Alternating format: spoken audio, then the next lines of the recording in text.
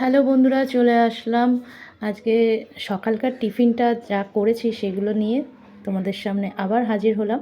তা আজকে সকালবেলা আমি টিফিন করেছি গোলা রুটি,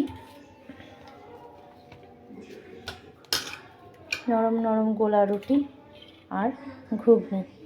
ঠিক আছে বন্ধুরা, কালকে আমি তোমাদের সামনে আসতে পারিনি এই কারণে, কালকে আমার মেয়ের স্কুলে স্পোর্টস ছিল, তাই জন্য আসতে পারিনি। ঠিক আছে, তার দুপুরবেলা সেই রকম কিছু রান্না হয়নি। রান্না আগের দিনে যা রান্না ছিল সেইটাই কিন্তু আমরা খেয়েছি।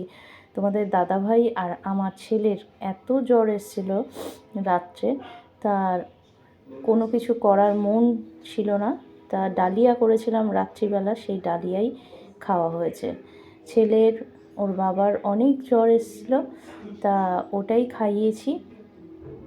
আর মেয়ের স্কুলে স্পোর্টস ছিল, ওখানেই আমি গেছিলাম, যার জন্য কোনো রান্না বান্না কিছুই হয়নি। আজকেও তাই, আজকে শুধু আলু সিদ্ধ, কুমড়ো সিদ্ধ, ভাত করা হবে, সেটা আমি তোমাদের সামনে আবার তুলে ধরবো।